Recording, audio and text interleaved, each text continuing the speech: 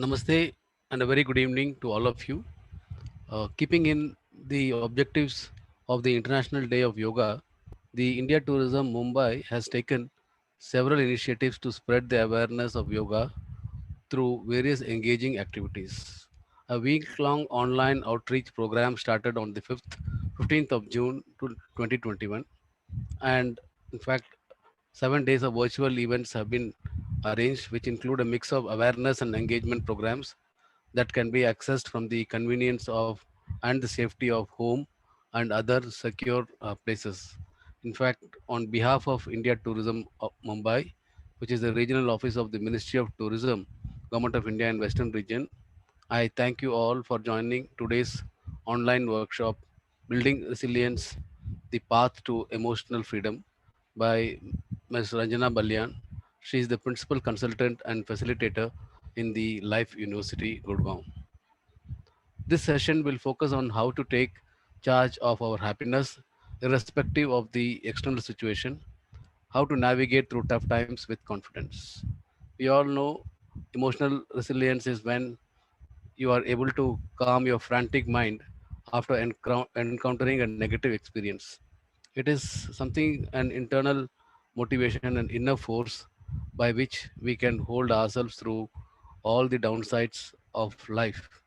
In fact, it is a trait that is there since the birth and continues to develop throughout life. It is how we discover. In fact, I would like to quote Nelson Mandela here, who said, "The greatest glory in living lies not in never falling, but in rising every time we fall." And thus, resilience is an ability to quickly bounce back from the disappointments and setbacks and not let them overshadow us. Resilience is our personal power. It is our inner strength that allows us to rise above the difficult circumstances and come back. And in fact, determination and courage are the two essential qualities in life which allows us to come back. And in fact, focusing is something which is key. That I think much of this will be discussed by Ranjana ji during the course of the workshop. Let me now briefly introduce our speaker today. Ms. Ranjana is a seasoned consulting professional. She has almost over 14 years of experience in building and facilitating programs on leadership development, behavioral skills, soft skills, and conflict resolution. She engages with executives of the middle and senior management of corporate organizations. She has also worked extensively in the area of personality development and self empowerment.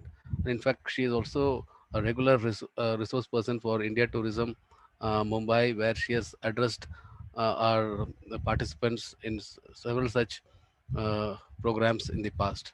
She specializes in personal leadership development, designing workshops that beautifully integrate the principles and spiritual teachings of the East with modern management practices of the West. And her natural ability to balance her highly rational approach with her intuitive abilities is what sets her apart and makes her impactful as a facilitator.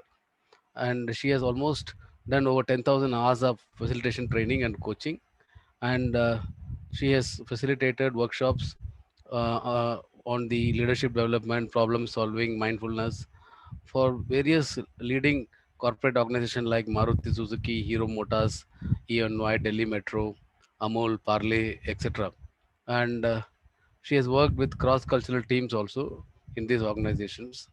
And some of her programs created and conducted by her include conflict resolution, think win-win, and like self-development leadership, life integration for women leaders in Indian oil, etc. As a coach, Ranjana ji has also recently embarked on a journey into coaching, having been a meditation and mindful teacher and practitioner for over 15 years. She has coached senior leaders on mindfulness and leadership, and she also shares techniques of being present on being present, tapping the power of intuition for results. And she also conducts workshops and coaching on psychometric tools and assessments, etc. And in fact, it's quite impressive. Ranjana ji is also a nature lover and avid traveler and loves reading, creative writing, etc. With this, now I welcome you, Ranjana ji, formally. to take over the web space and guide us through this session. And we look forward to an engaging session, and we can take questions in the end of the session. Thank you so much. Thank you very much, Venkatji, for inviting me. It's a pleasure, and I'm very, very humbled by that very detailed introduction. Um, Thank you very much for having me here, for inviting me, and for this wonderful opportunity to make my small contribution towards International Yoga Day. We are so proud as a country to have gifted this to the world. The entire world celebrates Yoga Day on the 21st of June. And I think I feel very, very proud of our heritage and of the wisdom that we are able to take out to the world. So being able to make my small contribution towards this gives me really a sense of very pure pride and happiness. So thank you for that. So welcome everybody, good evening. And it is wonderful to have you all here in this web space, web room. It would have been great to actually see you face to face. But until that time actually arrives, I think we would make the full maximum use of the virtual technology that we are all blessed to have. Thank you for taking time out. In this next 1 hour, like Venkatji said, I'll be sharing some techniques to how to experience emotional freedom. But before I get into my session and I share my presentation with you, just a couple of things.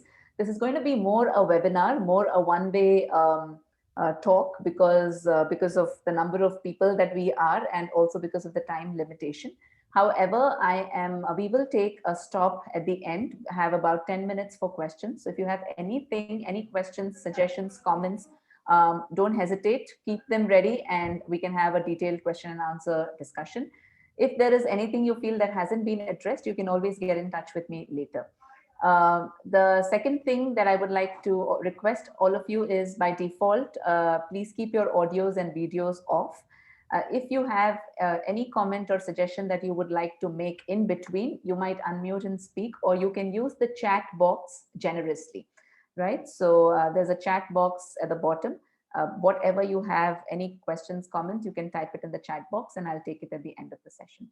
So with that, let's get started. My only request to you is, because we have, less than an hour with us, if we really want to make complete, take full benefit of the techniques that I'm going to share, and also get into a little bit of an experience of meditation and mindfulness, I would request you to keep yourself free from all distractions for the next 1 hour. I know in a virtual environment that's difficult, but request you to, as much as possible, keep yourself away from any other distraction. Put your mobile phones on silent, and focus your attention to the best of your abilities on the screen, right? So with that, let's get started. Give me one moment. I will share my presentation.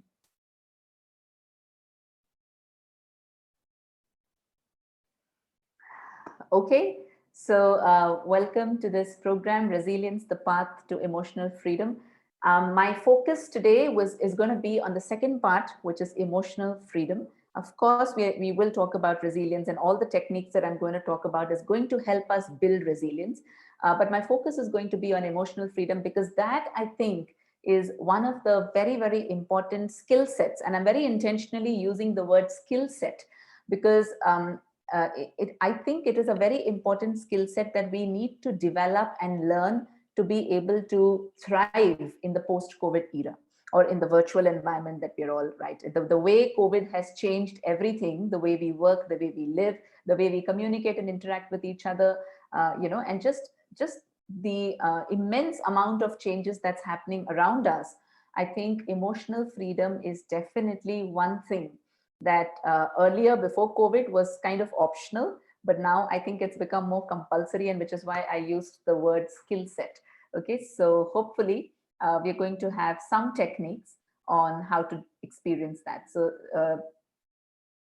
the session will focus on understanding what is emotional bondage and emotional pain, what exactly it is. All of us have experienced it, but we will try and define it, or we will try and understand exactly what is the situation, or when is it that you are in emotional bondage or emotional pain, and how to experience emotional freedom. We'll keep it as simple as that, right? So I want to start off with taking this bottle in my hand, and I hope you can see my screen. I can only see a blank screen, but you can see me, and I hope you can see this bottle. This is a half-filled water bottle, a little heavy because it's made of glass, must be about 1 kg or a little bit more than that, right? Now, now if I hold this bottle in the same position like this, or even if I keep rotating my hand, okay, and if I keep holding this bottle for a couple of hours, what happens? My hand is going to ache, right? If I keep holding this for the entire day today, like this, then what happens? Then I'm going to have the pain in my hand or in my arm is going to increase. And if I keep holding on to this for until tomorrow, then I am going to have so much pain that that pain is going to numb my hand completely, right? Now, in this duration, from now until tomorrow morning, the pain in my hand has increased many folds. But has that made any difference to the weight of this bottle or to the content of this bottle? And no, right? The bottle is exactly the way it is. Nothing has changed about the bottle, but yet the pain in my hand has aggravated. And why is it aggravated? It's because I am unwilling to let go of this bottle, right? So the pain is not because of the bottle itself, but it's because of the choice that I have made to hold on to this bottle, which is why I'm experiencing the pain, right? Now, if I need to relieve myself of the pain, what can I do? The answer is simple. I need to let go of the bottle, right? And the moment I let go of the bottle, I detach myself physically from the bottle, my pain is relieved and it's quite instant, right? If I have been holding the bottle for a very long time, even if I detach from the bottle, I'm going to experience the pain for a few moments or a few hours, possibly even after I let go. But the intensity will be lower and finally it'll be okay. If I rather than letting go of the bottle, if I hold this bottle and because my hand is paining, I look at this bottle and I think, I wish I had a smaller bottle, or I wish I had a bottle of a different size or a shape, or I wish I had a bottle that was more comfortable to hold on to, right? And even if I do manage to change the bottle itself, is that going to help my pain? It's not going to help, because even if the other bottle is a little bit more comfortable to hold on to, today or tomorrow or in a few hours, that is also going to give me pain. The intensity of the pain could be less or more depending on the type and the weight of the bottle, but ultimately my hand is still going to pain. Why? Because the problem is not with the bottle. The problem is the fact that I do not want to let go of it. So the only option is to let go of the bottle. Now let's look at this, the same thing in context of emotional pain. So I hope you understood physical pain, right? And how that aggravates, okay? Also, the other thing is when your hand is really paining and you're holding this bottle like this and you're really in pain, what happens? Your movement is pretty restricted, right? You're not able to move your hand or use it the way you want to use it. And that is physical bondage. Because you're holding on to something really heavy, your movement is restricted, your freedom is restricted, and it results in physical bondage. Now let's look at the same analogy in terms of understanding emotional pain. Imagine that you walk into office, and I was actually having a chat with Malti, and she said to me that in July, India Tourism might possibly open their offices and people would go 100% back to office to work. I am among the fortunate ones who's going to get to work from home until December, but I know that a lot of you, and especially if you're in the tourism industry, you might have to go back to office very soon, right? Now, imagine you go into office one fine morning and somebody insults you, say your manager insults you, and you're one of the good workers, and you share a very decent bond with your manager. You have a great bond with your manager. You've been working in that organization for many years, but you go into the office one morning and they insult you, and he says something really nasty for about 3 to 4 minutes, and you stand there listening to whatever he says, and then you go back to your desk and you start working. Now, when you go back to your desk, you recall that incident in your mind and you think about your manager, you think about the exact words he said, you think about his face in your mind, right? Now, what happens? The more you begin to think of that situation, that event is over. It only lasted 3 to 4 minutes. But the more you're thinking about it, what happens? You experience emotional pain. And I'm sure all of us can relate to this. Now, if you choose to keep thinking about it for a couple of hours, you keep on thinking, "Usne aisa kyun bola? Why did he say this? This is what he said. He should have said it in a better way." The more you think, what happens to the pain? It keeps aggravating. Now, the gravity of the situation itself is still the same. It's not increased, right? Because the situation is of the past and it happened in just 3 to 4 minutes. But because you're thinking about it now, you are experiencing emotional pain. And if you choose to think about it 24 hours, 48 hours, 7 days of a week, 52 weeks of a year, then what happens? That emotional pain literally numbs you. Yeah. And I'm sure you've all experienced that. So, what is the solution? What do most of us do? Most of us look at changing the bottle, right? So, we put our attention and say that, my manager shouldn't have spoken to me like that. At least he could have been a little respectful. At least he could have asked for my opinion. I wish I had a different boss, right? So, all of this, the attention is towards changing the situation, which we know is already over and hence we cannot change it. The only thing that will help relieve your emotional pain is to be able to mentally detach yourself from that event, from that situation, or from the role that you are playing, right? And that is emotional detachment.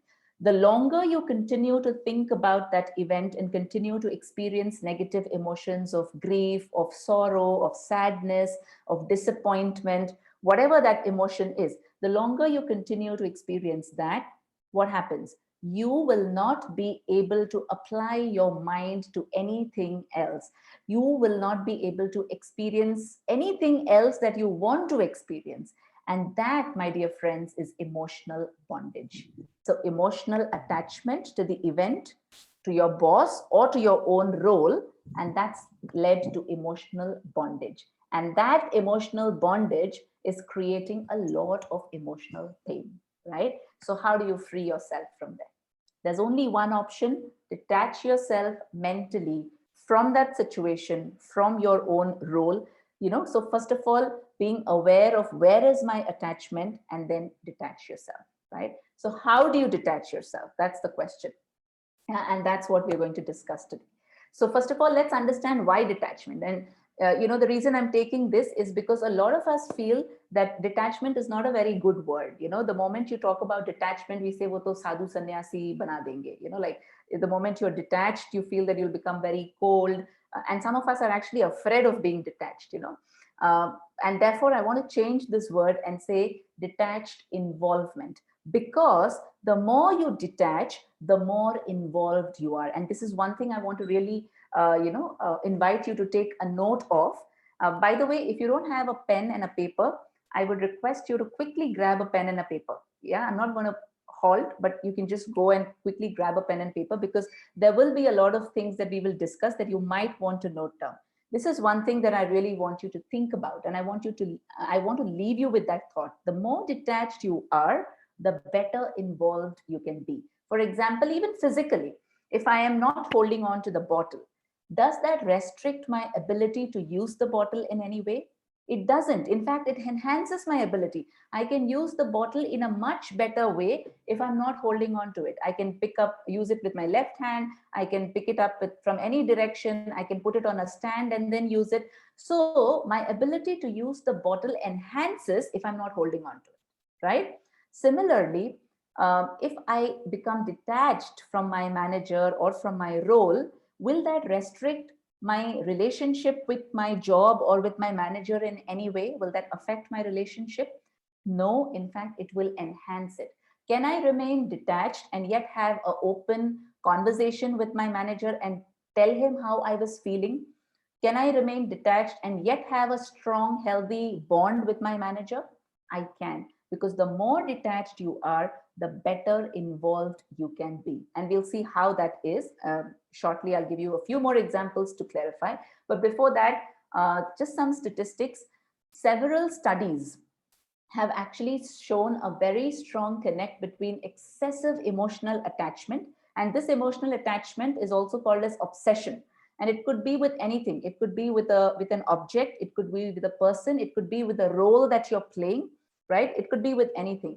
So excessive emotional attachment or obsession leads to depression and suicidal behavior. Most people who commit suicides, somewhere it is linked to excessive emotional attachment with something. It could be with a boyfriend, girlfriend, with any person in the world. It could be with their roles. It could be with a certain object. And that when it is taken away by force, they feel as if everything is gone because their identity is linked to that other person or that role or that object, right? So that's one. Secondly, if you one of the websites which is very popular health portal, healthline.com, has got an entire article, and I would invite you to read it. Emotional attachment leads to emotional dependency, and the more you are dependent on anybody, we don't like to be dependent, right? All of us feel we should be independent. You know, on a physical level, we all want to be independent because we think that independence is equal to freedom, right? So similarly, emotional dependency will lead to emotional bondage. And the more attached you are to something, the more dependent you are on that person or on that thing. And therefore, detachment and how to detach is something that we need to learn, right? So how do you do that? One of the best practices that will really help, and that's really the foundation if you really want to start practicing emotional detachment or detached involvement, is what I call as cultivating actor consciousness. So I'm giving you the analogy of an actor. You know, we all watch movies, and a good actor is somebody who can adapt himself or herself into any role that they have to play. A good actor will play the role of a hero very well.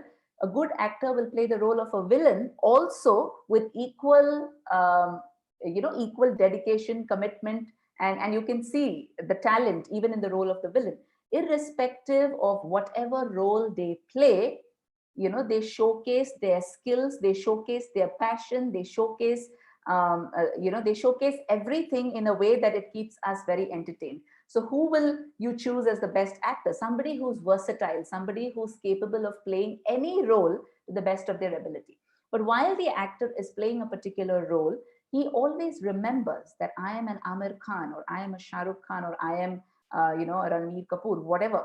He remembers who he is. I am an actor and I am going into this role and I need to do my best and play this role very well. Now, in case the actor, while he plays the role, if he forgets that he's an actor and he attaches himself to the role that he's playing, then what happens? He will still be able to play the role. It's not that he's not going to be able to play the role. But what happens? Everything that happens in that movie, in that drama, in that script will affect him emotionally. You know, in that movie, if his mother dies, he's going to be devastated because he's forgotten that he's just acting. He has believed that this is reality, right? So that's going to be really horrible. And therefore, it's important that he remembers that I'm an actor and playing a certain role. But yes, I need to play the role to the best of my ability. I need to showcase my talent and my ability through this role. Similarly, if you look at all of us, we are all actors. And I think all spiritual texts have acknowledged this in one way or the other. You know, the understanding that when I say I'm a human being, I am that being, the energy. You call it soul, you call it atma, you call it energy.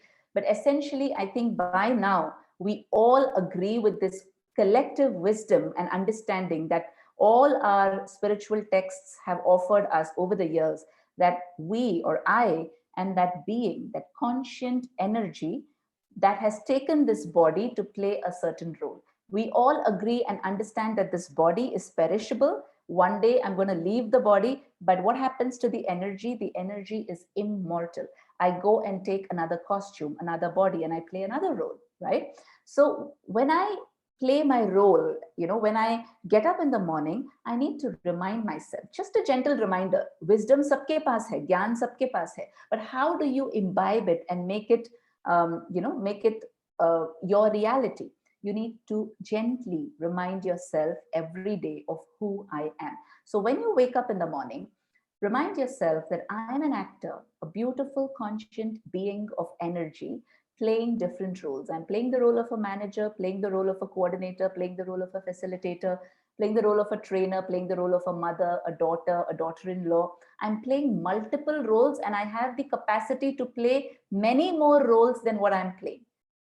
But how do I ensure that each role is played to the best of its ability? When I remember that I am an actor and I need to exhibit my skills, I need to exhibit my values, my core values of peace, of love, of happiness through each of these roles that I play. And that, my dear friends, is the purpose of our lives. This question around what is the purpose of life, so many people ask that, right? And in my opinion, of course, we can have a different discussion on this, and I don't want to go into depth around this topic, but I'm just addressing it because it's come up now. My opinion really is that I think the purpose of our life is to live fully, live to the best of your ability, to use your full potential, and allow that to come through all the roles that you play. So, if I'm a mother, let me play the role of a mother to the best of my ability. What does that mean? I express my innate values of love, of peace, of compassion through that role of the mother. If I'm playing the role of a trainer or a facilitator, let me play that to the best of my ability. And what does that mean? I ensure that I upskill myself. I ensure that I express my talent of communication. I utilize my wisdom, and I also have the intention of enlightening everybody who comes in my contact through the role of a facilitator, right? So, with that intention, when you go into your roles, you remember who you are. So, I am a trainer and I have worked hard. I've put this presentation together, and I'm going to take you through this 1 hour webinar. Imagine at the end of the webinar. Now, if I'm starting off this webinar with a consciousness that I'm a trainer, I'm a very good trainer. And like Venkatji introduced me, right? So what he spoke about was all my role. He didn't speak about me. He spoke about my role. So he talked about things like I have done leadership development for 15 years. I've trained leaders and this and that, right? So I come into this room with that consciousness that I'm a very senior, experienced leadership development consultant, and I need to do a 1 hour webinar. Okay, I give it my best shot and I do a good job. At the end of the webinar, one of you says that, ma'am, I think we felt that, or Ranjana, this webinar was a waste of my time because I don't agree with anything that you said. And even if you express it respectfully, okay, what is it going to do to me? I'm going to feel really bad, right? I'm going to feel really hurt. I might smile and I might tell you, okay, that's okay. Thank you for your feedback. But once I go off screen, I'm going to, pick up that bottle again and keep, why did he not like it?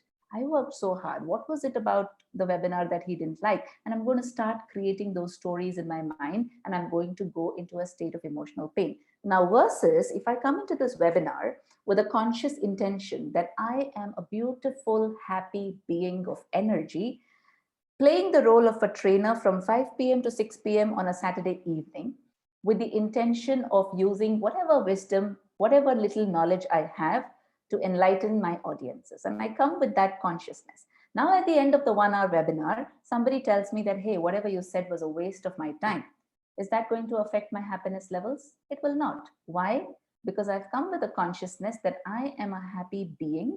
I am a loving being of energy, and I am going to express myself through my role. So somebody may not like it, somebody may not agree with it, which is completely okay. My happiness is still intact. It is not dependent on what you think about me. You see, that's how the actor consciousness allows you to be detached. So I'm not going to compromise with the quality of the webinar itself. It will still be top quality, but my happiness is not dependent on the outcome of this webinar. It's as simple as that. And all of us can practice detached involvement. So let's have a short 5-minute meditation commentary on how to detach yourself. So I'm going to take you through a few thoughts, And I would invite you to just sit back, listen to what I'm saying, and visualize that in your mind, right? And try to experience simultaneously. If you have any other distracting thought that comes your way, just tell your mind that I'm going to think about this after 3 minutes. That's it. And then focus your attention back. Okay. So, very simple exercise. Let's all try. Sit back, take a deep, long breath. Keep your eyes open or closed, whatever is comfortable. Breathe in and breathe out. Breathe in and breathe out. Look at yourself in the mirror of your mind and look at the image that you see. What you see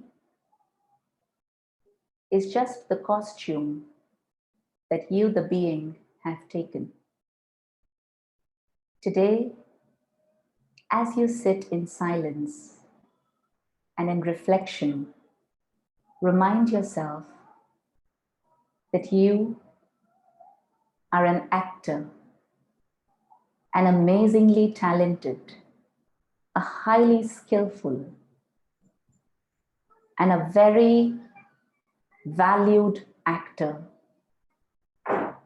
who has come into this world to play different roles. You can play the role of a father, of a son, of a husband, of a wife, of a son or a daughter, or a leader, a manager. And yet, do your best in every role that you play. Happiness, peace, love, respect is your original nature. It is who you are. And through every role you play, you express these values and qualities. You are committed to stay true to your purpose and play your roles, reminding yourself that I am the actor playing the role of a manager, a son, a father, or a husband. As you allow these thoughts to circle in your head, gently become aware of your breathing. Breathe in, breathe out, breathe in, breathe out.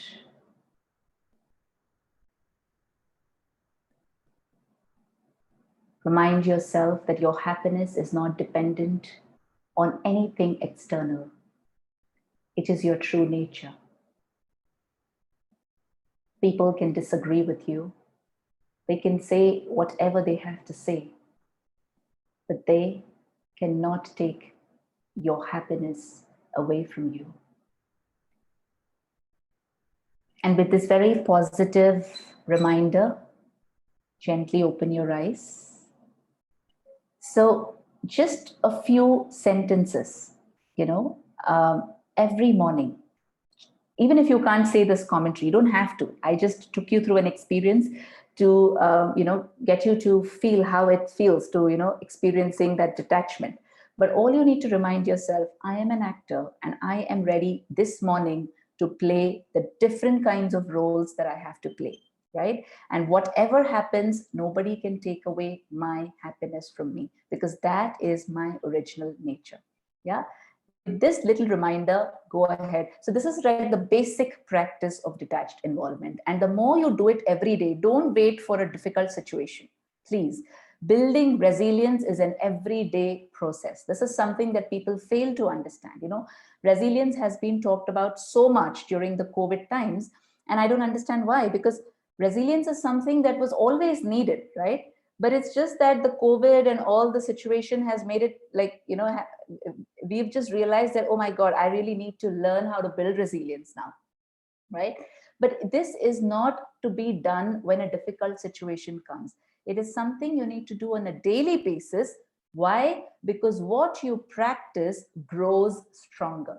So if you do it on a daily basis, you will get into the habit of being detached from what you do, and therefore you'll get into the habit of not allowing your happiness to be dependent on anything outside. Right? So that's the basic foundation practice. Now let's dive a little deeper. And before that, I would like you to do a little exercise. You've been listening for a long time, almost 20 minutes now. So on your notebook and pen, take a notebook or a piece of paper and draw these circles as you can see. So on one page, draw about 20 circles. Okay, I don't have 20 circles on the screen, but draw 20 circles, just empty circles. And it need not be perfect circles, anything, something that looks like a circle. Okay, so just draw, take a couple of seconds and draw 20 circles.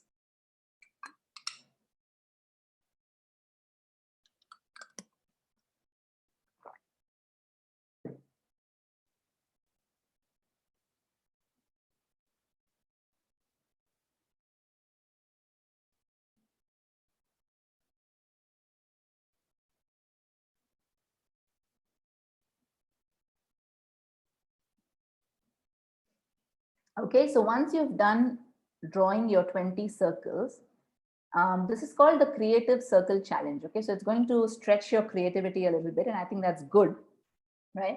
So I want you to think, how can you use each of these circles? And I want you to create something out of each circle on your page. So for example, I have created a ring here from this circle.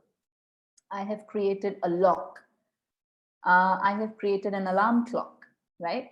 So now you can't use these three, okay? Because I have already demonstrated. So apart from these three, look at each one of those 20 circles, and you have about 90 seconds, okay? I'm keeping time. So in 90 seconds, try and attack as many circles as you can, unleash your creative muscle and see what you can create out of those 20 circles. All have to be different, like unique, and you can't use these three. Okay, so all the best. Get started.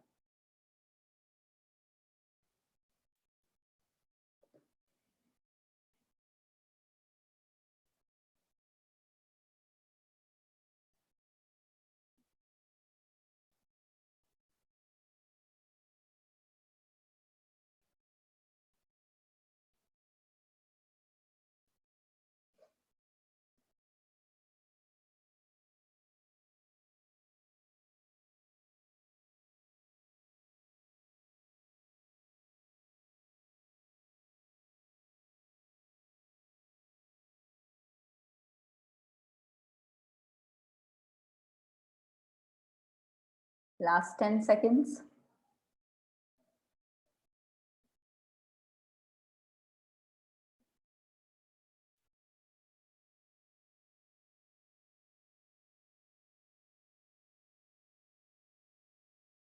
And your time is over. So I'd like you to I'll just stop sharing so that I can read the chat box. I'd like you to put on the chat box, one is how many circles were you able to attempt? And also put what did you create? So I wish we could actually unmute and get you to show and speak, but then that will take away time. And I'm very conscious of the time. I don't want to extend the time. So just very quickly put on the chat box, how many circles were you able to attempt, right? And what all did you think of? Quickly.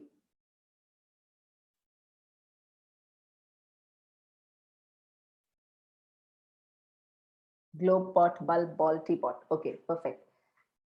6, smiley face, Mickey Mouse, butterfly. Yeah, 7. Okay. 8. Okay. Anybody more than 8? More than 8? 15. Wow. That was very good. 15 is amazing. If you could attempt 15 circles in 90 seconds, that's a very good number. Anything else? 8. 8 smiley faces are very clever. That's very clever. 8 different smiley faces. Okay, 11. Wait. Chinky, Ninu? Amazing. Thank you very much. This was just a little fun exercise to get your brains a little active. Uh, the message that I really wanted to bring is, while you were doing those circles, and I'm sure you're all engaged thinking, acha, aur kya bana sakte hain, aur kya bana sakte hain. Every circle, if you look at it, represents an ocean of possibilities, right? If you had some more time in hand, you could have created umpteen number of things out of the circle, right? I mean, every circle, every empty circle represents an ocean of possibilities. The same circle can be a ring, a clock, a face, a smiley face, different kinds of smiley face, a sun, a ball, and whatnot, right? But these possibilities only exist when the circle is empty. If the circle is attached to one particular identity, I made an alarm clock out of one circle. I can't make anything else in that circle because it's not empty. Got it? You see, and that's what it is. When my mind is open, when I am attached, when I'm aware of my identity as a pure, beautiful, open being of energy, then there are umpteen possibilities of what I can do. I can be a mother, I can be a daughter in law. I can do the most difficult roles that I never thought I could ever do. I can become an actor, I can do whatever because I'm open, I'm not attached to one identity. But the moment I resigned saying in my mind that, oh, I'm a trainer and all I can do is leadership trainings. Can I do anything else? No, I can't do anything else. Why? Because I'm attached to one thing. Oh, I am a mother. The most important job in my life, what really matters to me is just the, just the future of my kids. There's nothing wrong in it. You're a very passionate mother. But can you do anything else? Could you spare time for your own self development? Could you spare some time to go for a morning walk? No, no, no, no, no, no. I have to give breakfast to my child. Why? I am very attached to my identity as a mother. And that doesn't mean I'm saying that you ignore your duty and take care of yourself. That's not the message at all. But the point is, when you're attached to one role to such an extent, then everything that happens in life will impact your happiness. If you do well, if you're attached to your identity as a mother, if your child is happy with you and he responds to you, he listens to you, he respects you, he does very well, then you feel very proud. But and as mothers, I know there are many mothers in this group and you can relate to this. If your child doesn't listen to you, they don't respect you, they speak ill behind your back, and that can happen, or they express some nasty emotions, what happens? It hurts you, it impacts your happiness levels, even though you have done your very best as a mother. Why? Because you're attached to the role of a mother and you think you are a mother. Just remind yourself that, hey, I am a happy, beautiful being playing the role of a mother. So it's okay. I can make some mistakes. I can learn. It's okay. Sometimes I may not be able to satisfy my child, but that's fine. I can still have a beautiful, healthy bond with him because whatever happens in that relationship does not affect my happiness. It's just that reminder that you need to constantly give yourself, right? Now, let's go a little bit more in depth to understand, okay, what really happens in the mind, right? So this is something, this is a basic practice that I suggested, something that gets us started on the journey of detached involvement. But if when the situation is really grave, just this practice doesn't help. Like, sometimes you keep struggling with this practice. No, no, no, no, I'm an actor, I'm an actor. But again, the same thought keeps coming back, right? So we also need to have certain other techniques of how do you really silence your mind. And like Venkatji said, what are those techniques that allow you to understand your emotions and manage them better, right? So let's understand what really happens in the mind, okay?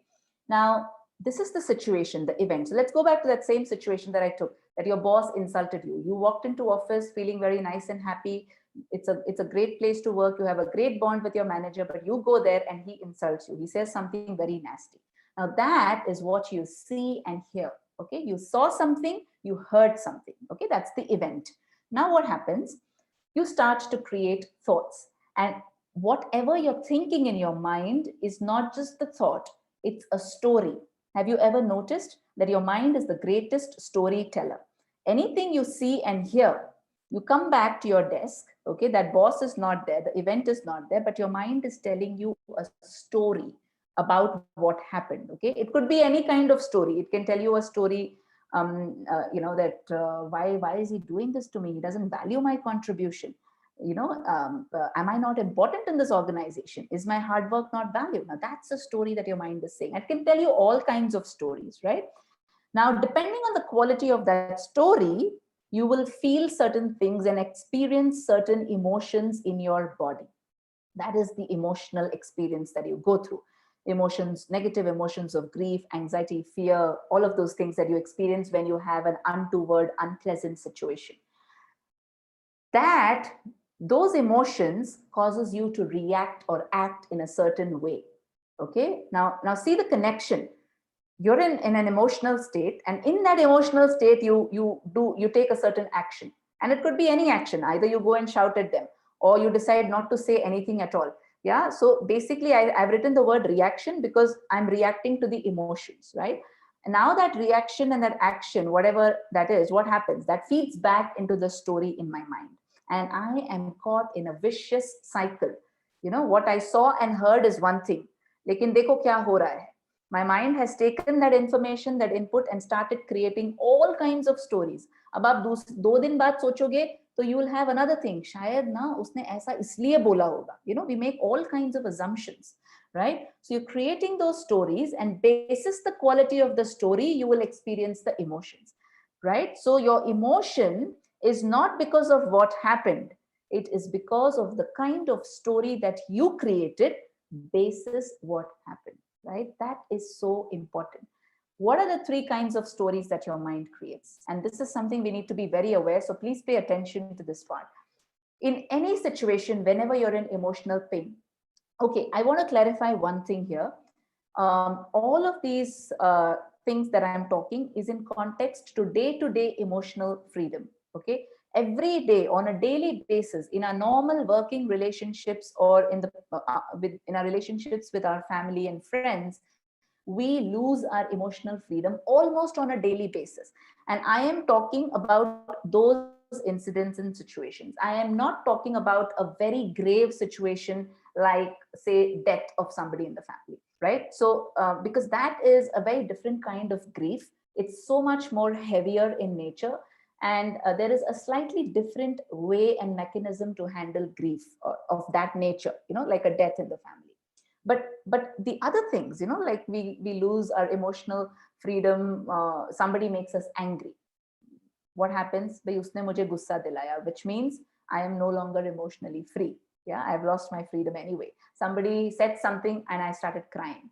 Yeah, I've lost my emotional freedom. So on a day-to-day basis, in our relationships and small little problems, my emotional freedom is gone. And even slightly more serious problems like a relationship problem with a spouse, or a divorce which has been very painful, or a job loss, stuff like that. Okay, now what happens is, in any situation the mind creates 3 kinds of stories. One is the victim story, which tells it's not my fault. The other is the villain story. It is all their fault. So whoever that person is, it's all their fault. And the third is the helpless story. What can I do? There's nothing I can do about it. Okay, let's take a couple of examples to understand what stories the mind creates. Okay, so let's look at this example. And so I want you to read the example. It's Rima is the mother of Priya, a chirpy 18-year-old teenager. Priya studies in a popular city college and has been a bright student since her early days. Rima has high expectations of her daughter. Now, for the last 3 weeks, Priya has been coming home later than her usual time. When Rima questioned her about it, Priya said she was studying with her friends and prepping for the final exams. One morning, while Rima is out buying vegetables, she bumps into Rita, who's their neighbor, who tells her that she saw Priya hanging around with a young boy near the city bus stand. Rima ignores the statement and reassures herself that her daughter will not do anything wrong. Now, a couple of days later, Rima reads some inappropriate love notes on Priya's mobile phone, a typical teenager problem, right? And if there are teenage parents here, I'm sure you can relate to this. And now she's convinced, she's shocked, and she's convinced that Priya is having an affair. Now, what happens? You see, she saw and heard. Look at that cycle that we see and hear. What did she see and hear? She saw that the girl is coming late for the last 3 weeks. She heard that somebody complained or somebody told her that she was hanging around with a boy. She saw some inappropriate love notes on the mobile phone. This is what she saw and heard. Now, what's the story that she's saying to herself in her mind? कि इसका पक्का किसी के साथ affair है, and she's been lying to me, and God knows since when she's having this, and whatever, God knows how that boy is, and just going on with all these stories. Now, in that, when she's going through those stories, she's experiencing certain emotions of anger, frustration. She confronts Priya because the action is that confrontation. So she confronts Priya and she tells her that she feels very cheated. Why did you lie to me? Asks a sorrowful Rima. Priya responds, if I told you the truth, would you have the courage to bear it? I did not want to hurt you, and hence I lied. I did not have an option, said the angry Priya, and she stormed out of the room. Rima is left feeling sorrowful that despite all her love and care, her daughter lied to her. Why did she do this to me? Rima wonders and breaks into tears. Yeah, this is one situation. Let me take the other one as well. Slightly different situation. Raj was working for a five-star hotel and he lost his job due to COVID last year. Since then, he has applied and interviewed with 5 other companies in his own industry, but he got rejected because they felt that his skill set was no longer relevant in the current virtual and remote working environment. He has now given up trying since he feels that he will only find a job after the pandemic situation improves or it gets back to normal, back to the good old days. He's feeling sad and demotivated in life and is almost on the verge of depression because he's feeling helpless. What can I do? Pandemic jab tak chalega, mujhe naukri nahi milegi. Now look at both the situations. Can you identify what is the story that these characters have created in their minds? In the first case and in the second case, put it in the chat box. First case, let's look at just Rima. Forget about Priya. Let's take one character. What is the story? Is it a victim story, a villain story, or a helpless story? What is the kind of story that Rima is creating in her head?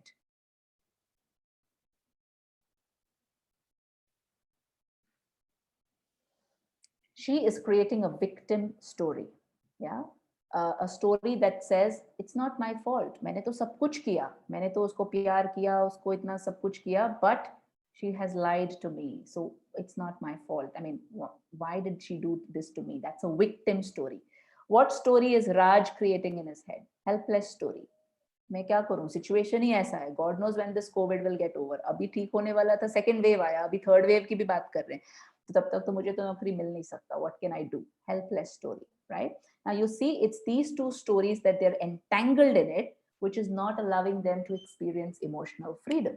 Just because the daughter is having an affair, should the mother, does the mother not have the right to be emotionally free? Think about it.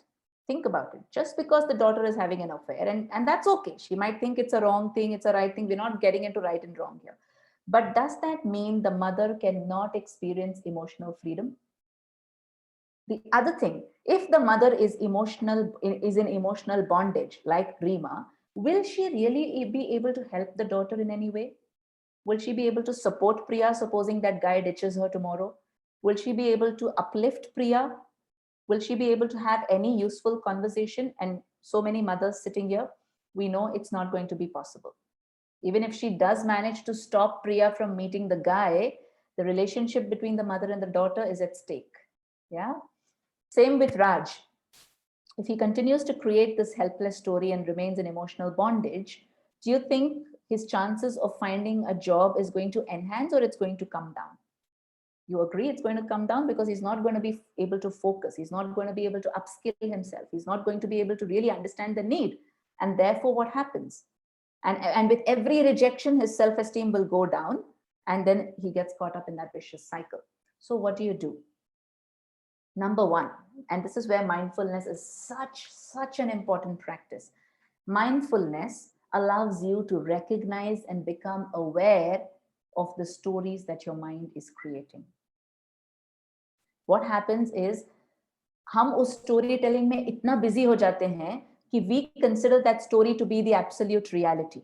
Okay, whereas it's not a reality, it's only a relative reality, because it's just a story that I have created based on the facts. Somebody else can create a completely different story in their heads, right? But that has become my reality to such an extent that I'm not even aware that my mind is creating that story.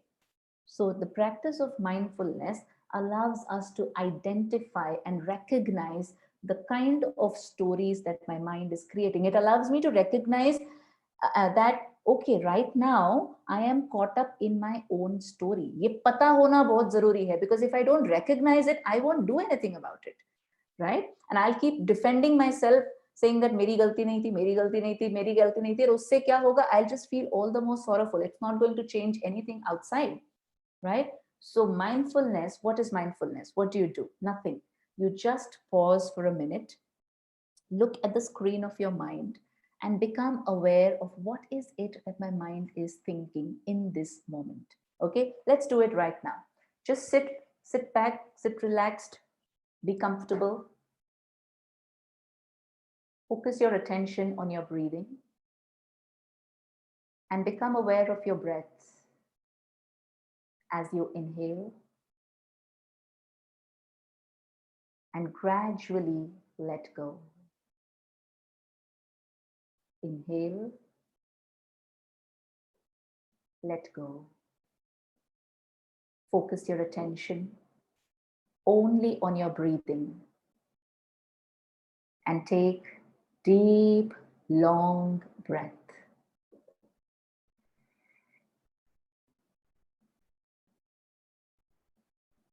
As you can feel your mind and body relaxing, look at the screen of your mind and try to notice, what is it that I am thinking in this moment?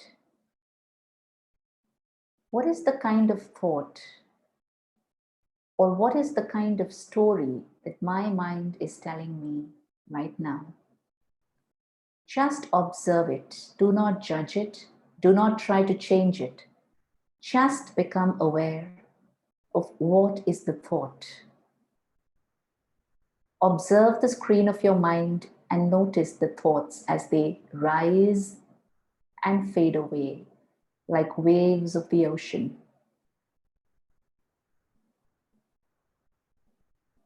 Now become aware of your body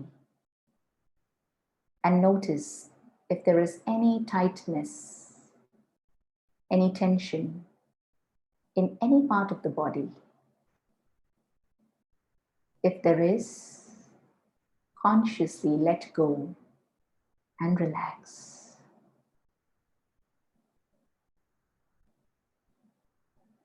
Now, try to observe the environment in which you're sitting and see if you can notice any sounds in the atmosphere. Is there the sound of the fan, the air condition, the clock ticking away, the birds chirping, children playing? What are the noises in the background that you can hear right now? Become aware, observe gently. Open your eyes and be in this present moment. So considering that we only have about 10 minutes, I'm not asking you for how you felt and what you saw, but I'm sure that each one of us would have been able to at least observe the thoughts in our mind. It's okay if your mind is not still, because mindfulness is not supposed to make your mind still. It's just a practice of observing what is going on in my mind. Yeah. And the moment I observe it, you know what happens? The speed of the thoughts reduces. The intensity of the emotion reduces. Try doing it. It's very, very useful. And again, like I said earlier, mindfulness is a daily practice. Don't do it when you're experiencing a conflict situation with your husband, because that time you're already in an emotional state.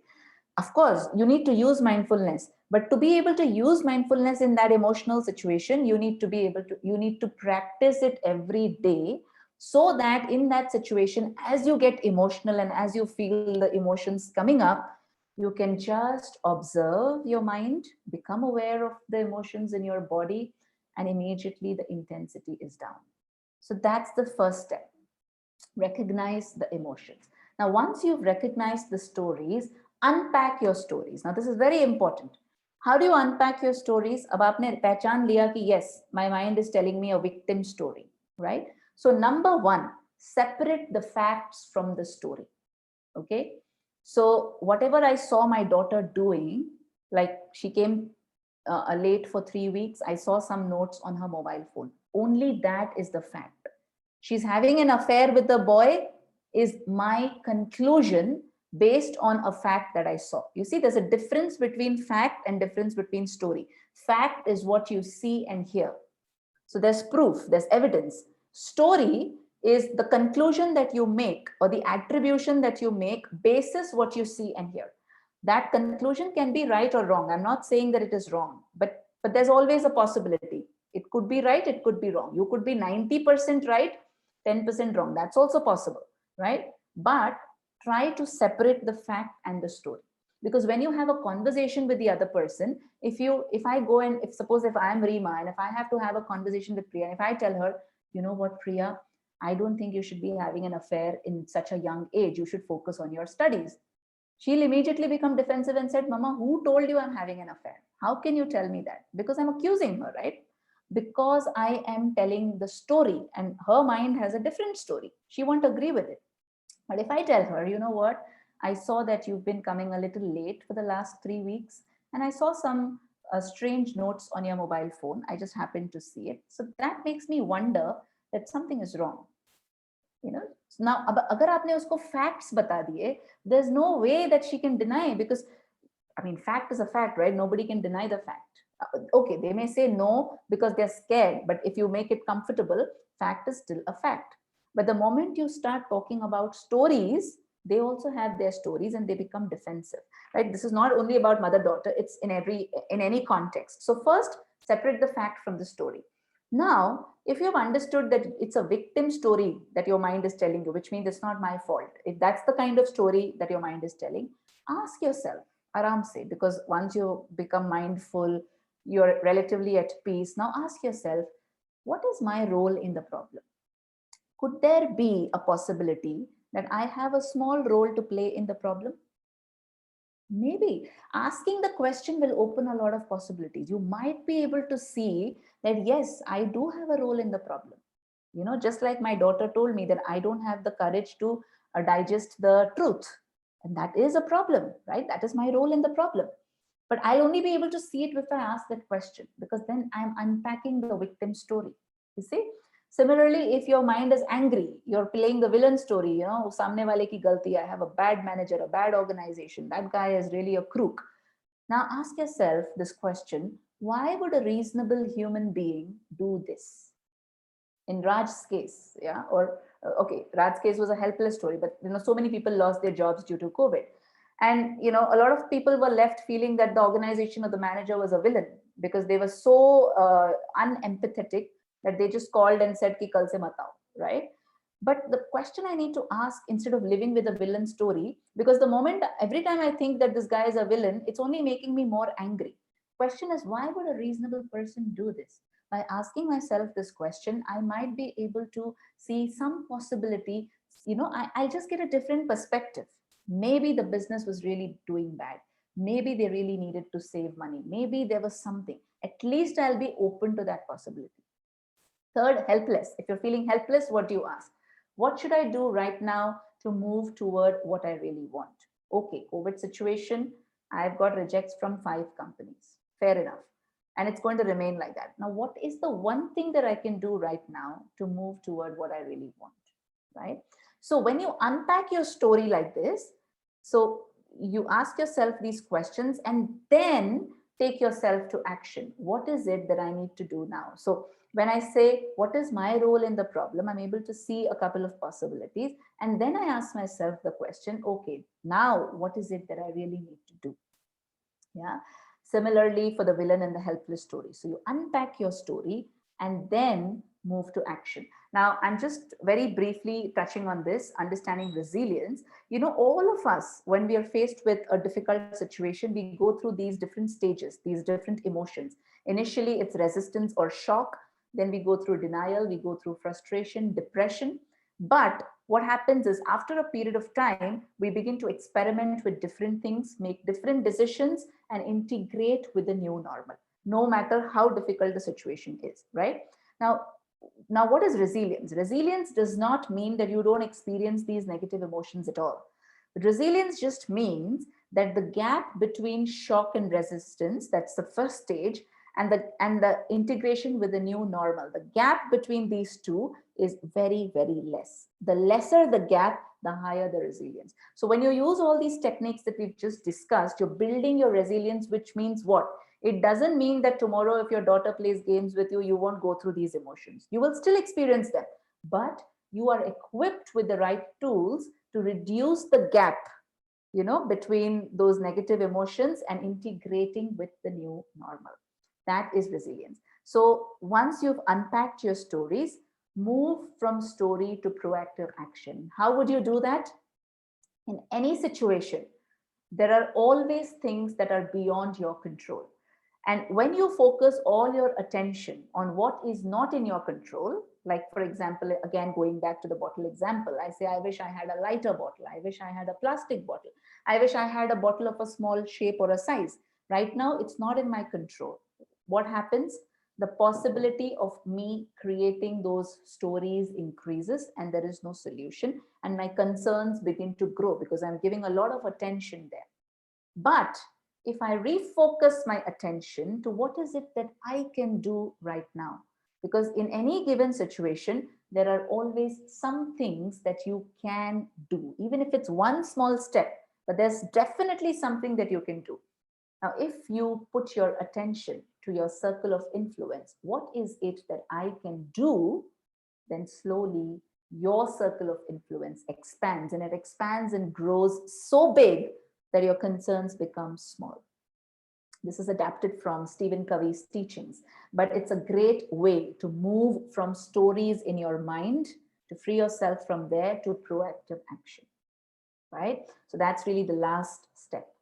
So just a recap of what we discussed. The first practice, actor consciousness. Every day morning, get up, remind yourself, I am a beautiful, wonderful, happy being playing the role of whatever roles you're playing that day. Or on a particular day, say, for example, you know that you're going to have a very long working day. So one role takes precedence over the other. But remind yourself in the morning that today I need to play the role of a business leader very well. I'm going to have a long day ahead of me, and I have to play that role very well. But I am an actor, a beautiful, happy being playing that role. So do this little reminders every morning before you even begin your day. Second, when you get into, those untoward moments, recognize your story. So use mindfulness. So again, mindfulness is something that I would encourage you practice on a daily basis. How would you practice?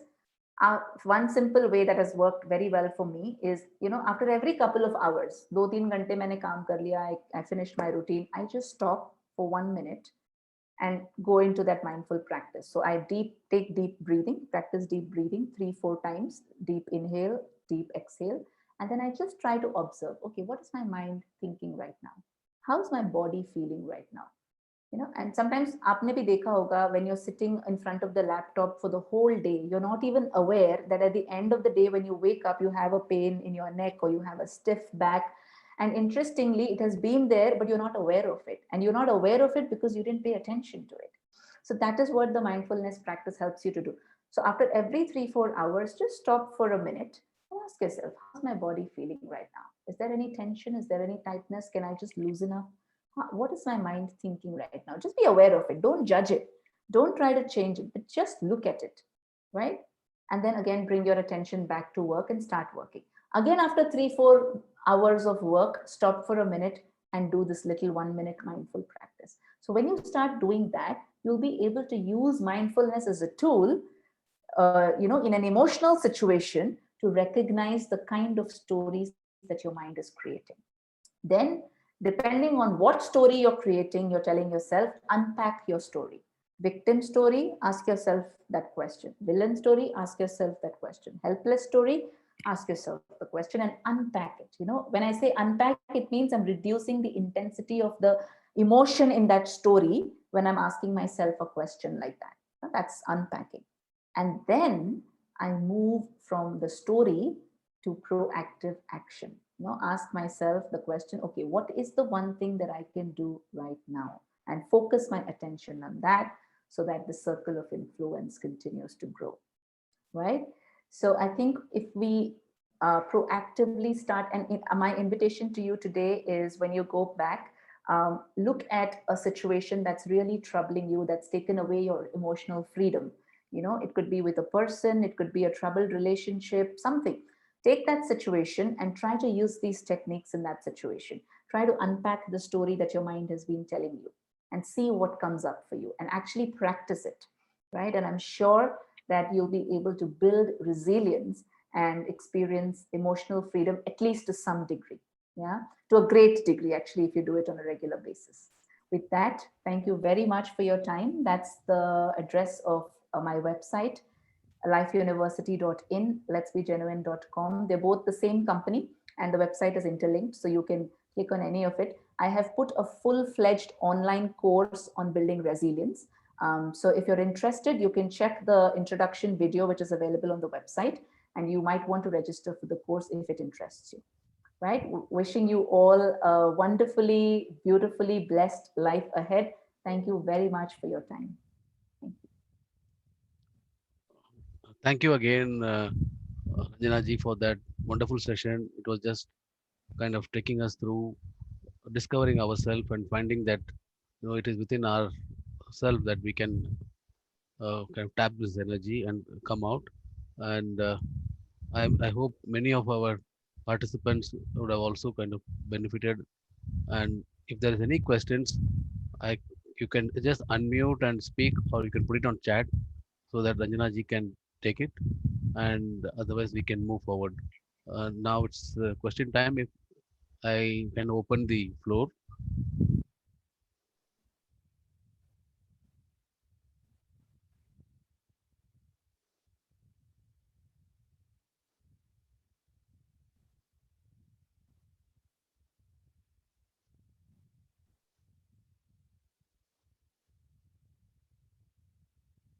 It looks like it's clear to a lot of them, and we have feedbacks that they have benefited, and it's looking good. And this will also be available as a recording on the YouTube channel of the India Tourism Mumbai, so that you can go back and see this. And Ranjana ji has also given her website uh, and contact My details. number and email address is mentioned on the website. Yeah, So so if, you could I mean, kind feel of free to reach out anytime. yeah, please do that. So with this, I once again thank you. There are, as I told, the engagements are all virtual this year for International Day of Yoga. Till 21st, we have many other programs which will notify to you continuously, and look forward to your support. Once again, giving your 1 hour time during an evening on Saturday is something valuable, which means that you have special kind of importance on looking at resilience and how to build ourselves. So thank you again. All the best. Thank you, Ranjana ji. Thank you very much. Thank you.